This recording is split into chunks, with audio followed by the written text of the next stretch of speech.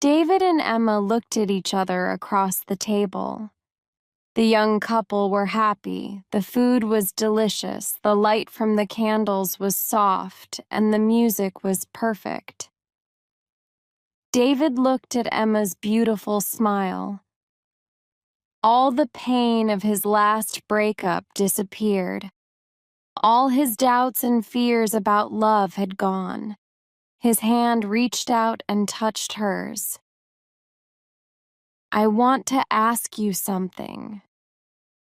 David searched her eyes. Could she guess what was coming? Her smile made him feel brave. She held his hand. "Don't worry. Whatever it is, I'll probably say yes." He felt so excited. He was about to ask the most important question of his life. From the corner of the restaurant, a strange man watched them. He sat very still at his table. He held a menu, but he wasn't reading it. Instead, his cold eyes looked only at the young couple. Back at their table, David suddenly felt nervous. "Excuse me," he said to Emma. He pushed his chair back and went to the toilet. As he looked in the mirror, he told himself, "Come on, David, come on, you can do this, mate. She's crazy about you."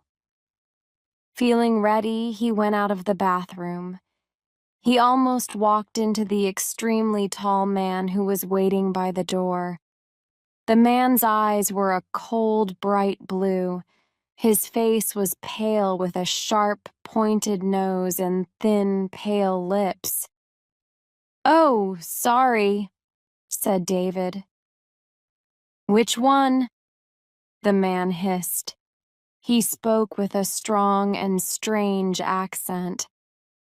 David had never heard that accent before. For a moment, David was confused. Then he realized what the other man meant. "Oh, this one," said David helpfully.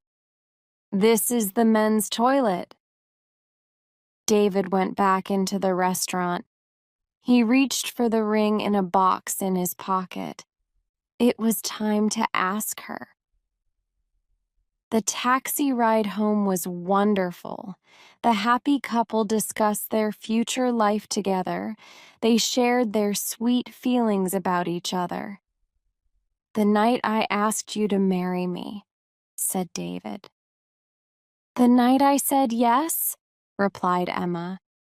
"Just think, our whole lives together." "Sharing, caring," he began. "Loving, giving." Emma finished his sentence. They smiled at each other in loving excitement. "You are so wonderful," said David. "And you're absolutely beautiful," said Emma. "I've never met anyone so lovely and kind. I'm so happy I could sing."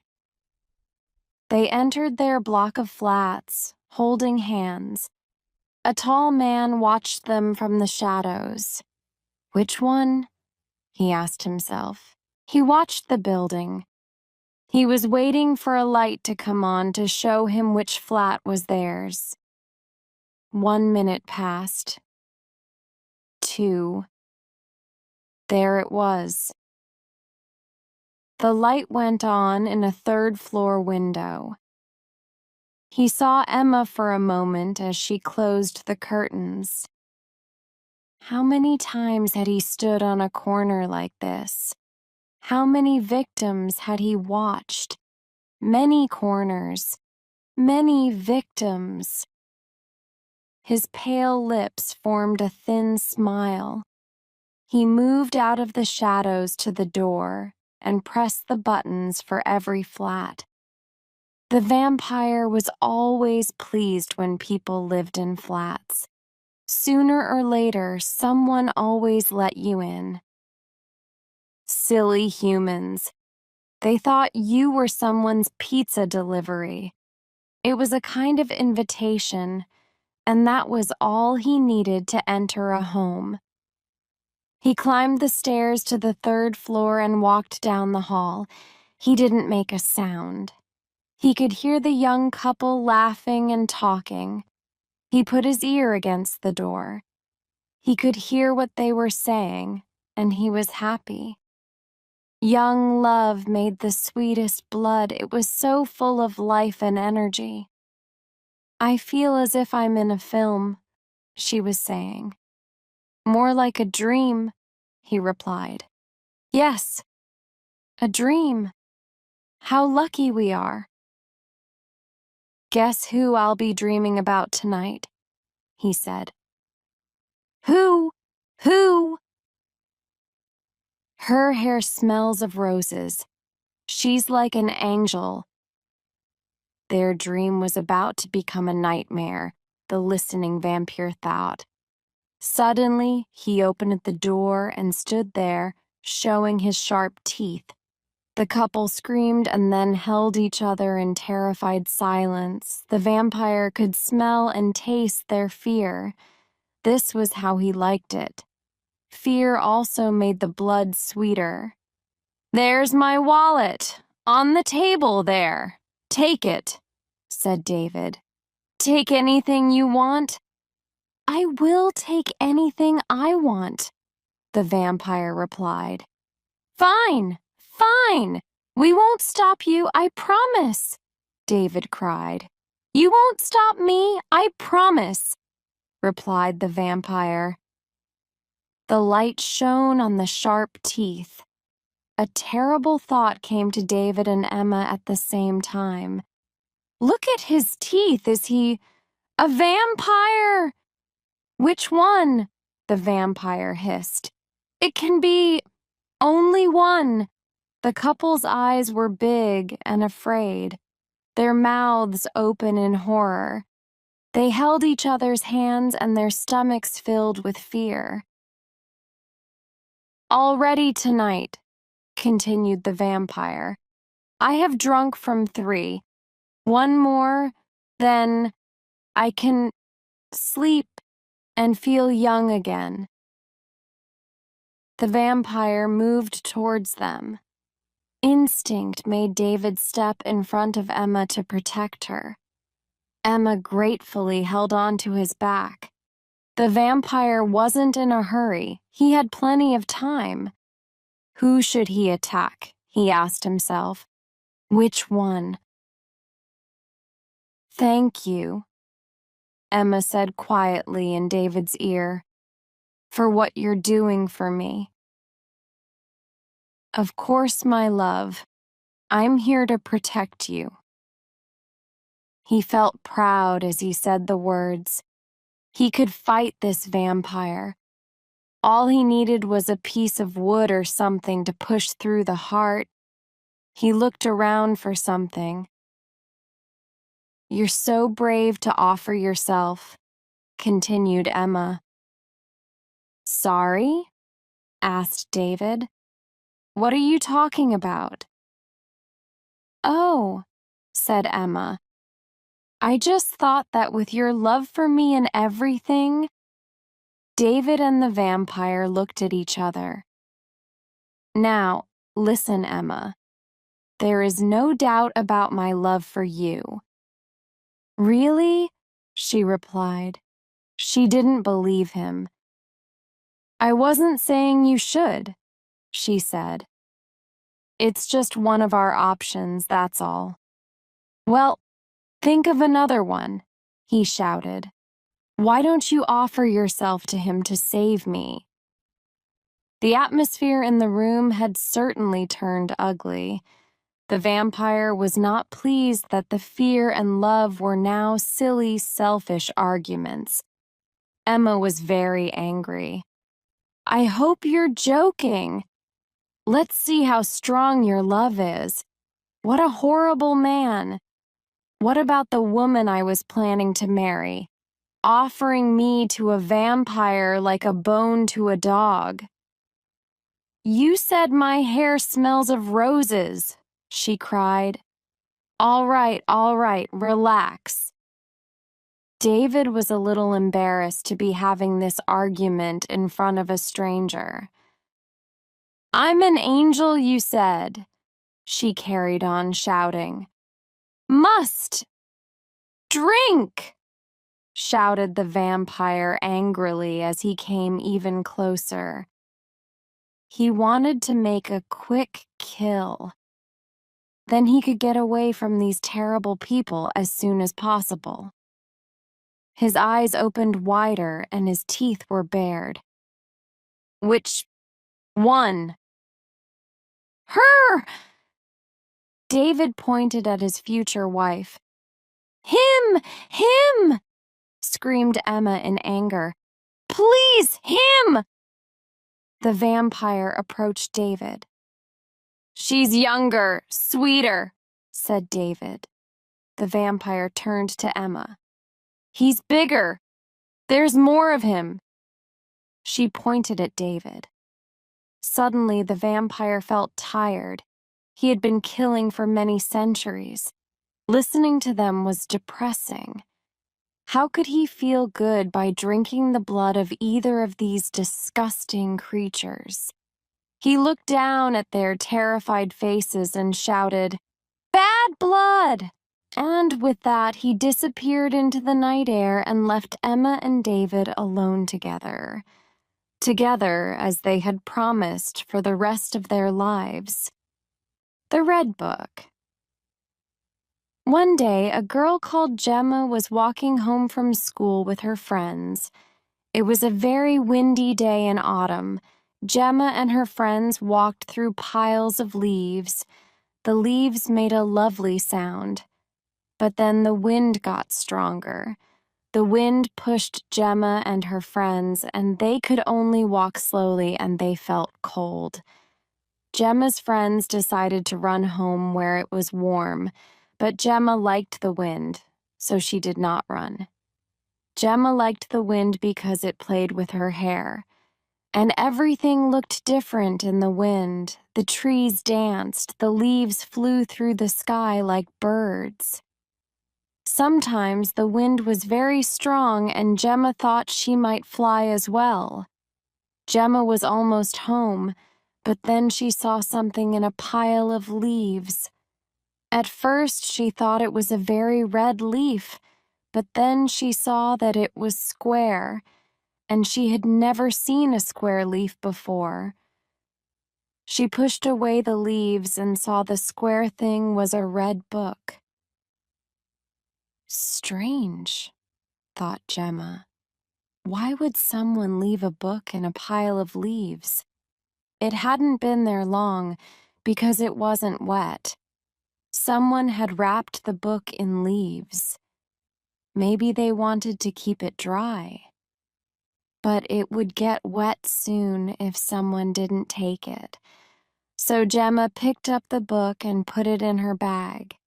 Maybe it belonged to someone at school, and she could give it back. That night, there was a big storm. The storm pushed down trees and pulled roofs off houses.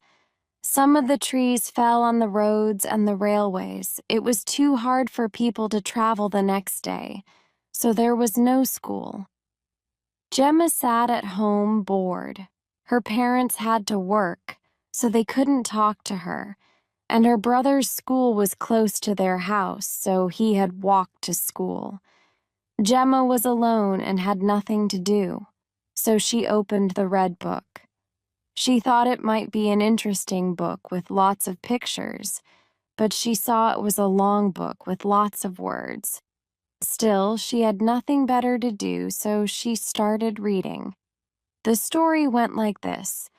Once, there was a little boy called Nye who lived on a boat. He traveled with his father, who sold treasure from the boat. That was nice, Gemma thought. She liked stories with treasure. She kept reading. Nye's father found his treasure in the sea. He dived into the deep blue water and found all kinds of treasures: jewelry, old furniture, money. He cleaned them and sold them in the cities they visited, and he told people that the treasures were magic. Gemma closed her eyes and sighed. She wanted to live on a boat, too. She was sure she would find strange, exciting treasures.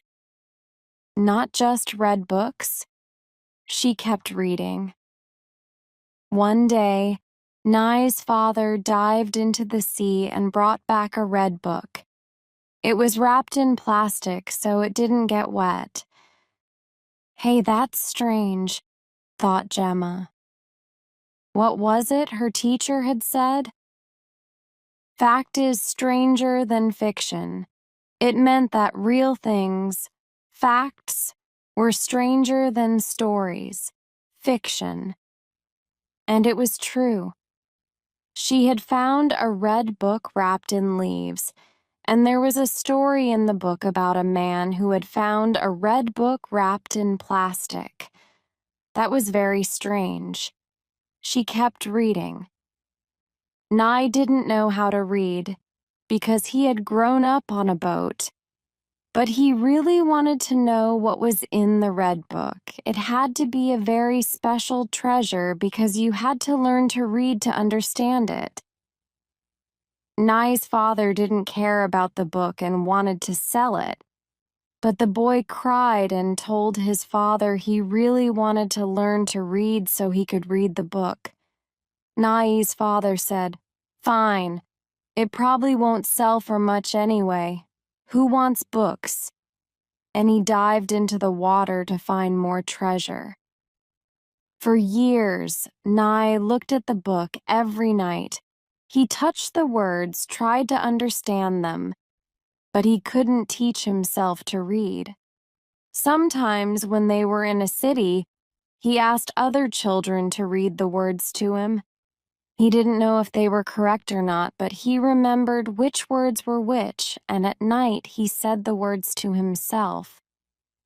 Nai knew what most of the words meant, leaf and wind, but there were also words he didn't know, like Gemma.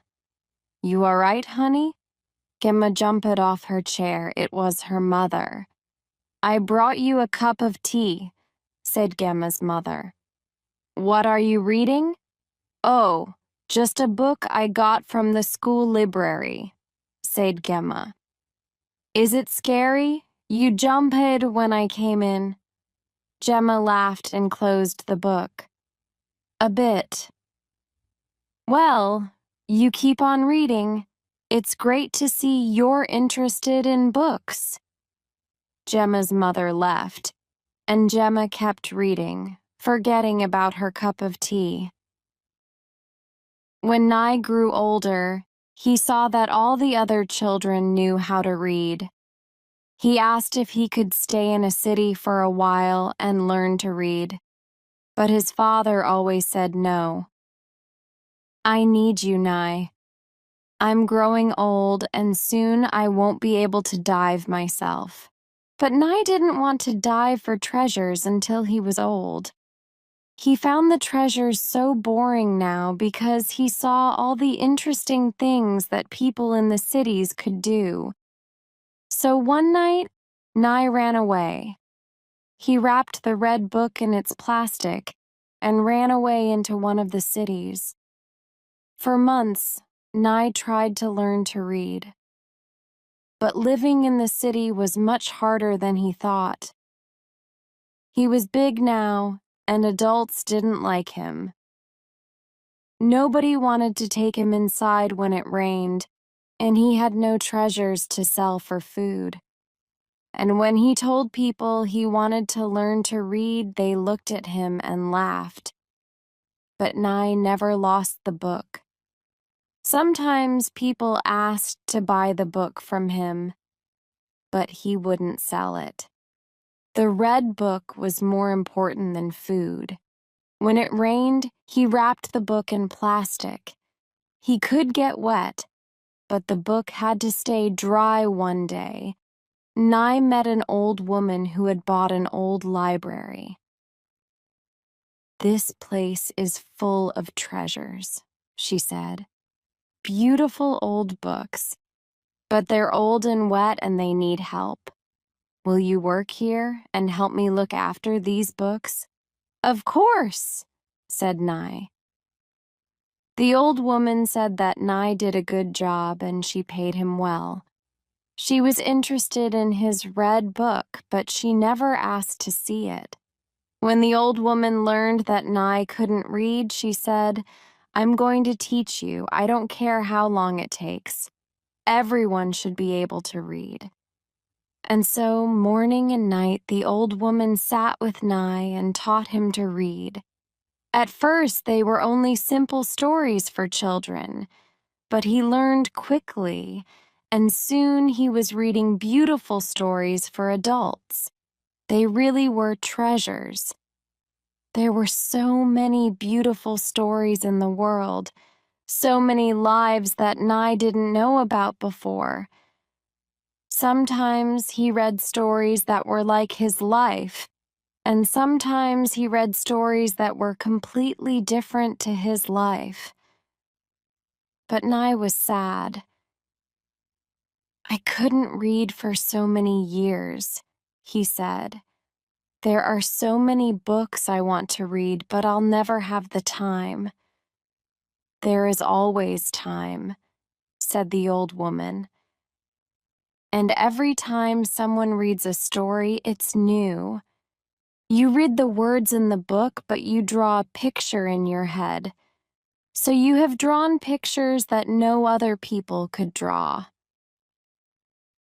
Nye didn't agree with her, but he said nothing. This woman had given him everything.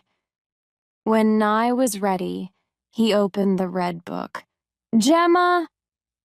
Dad was calling from upstairs. Gemma didn't listen. She had to finish this story. She had to know what happened. The story went like this. One day, a girl called Gemma was walking home from school with her friends. It was a very windy day in autumn. Gemma and her friends walked through piles of leaves. The leaves made a lovely sound. But then the wind got stronger. Gemma gasped. The story was telling exactly what had happened to her yesterday. "Gemma!" called Dad more loudly. "I need your help. Come up here." Gemma didn't hear him. She kept reading, moving quickly. The story talked about finding the red book in the pile of leaves, bringing it home, and... So Gemma opened the red book. She thought it might be an interesting book with lots of pictures, but she saw it was a long book with lots of words. But she had nothing better to do, so she started reading. The story went like this. Nye yawned. What time was it? He had been reading for hours, not moving. The story was quite scary, and he always had to finish scary stories. If he didn't finish the story, he couldn't sleep. But he had finished now. He closed the red book, got up, and went upstairs. "Sorry, Dad. What did you want help with?" "The computer," said Dad. "But don't worry, I did it myself." "Honestly, you really don't like helping your father, do you?" "Sorry," said Nye. "I was reading." "I know," said Dad. "You're always reading. I'm going to bed now. Do you think school will be open tomorrow?" "Oh, I don't think so. That storm was so bad." "Oh." Dad laughed. "Most children don't want to go to school, you know." "I know, but I want to get some books from the school library." "Well, we can walk to the town library if you want. It's good to do some exercise. Actually, we could go swimming if you want." "Boring. I hate swimming."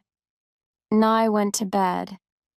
He lay down and thought about the book he'd read. It was about a girl called Gemma, who lived in a library with an old woman. Gemma had worked in the library for years, but she still didn't know how to read. She hated all the books and wanted to run away and dive into the sea. What a scary idea. If Nye couldn't read, his life would be terrible. So he fell asleep very happy, knowing that in this world he could read all the books he wanted. The end.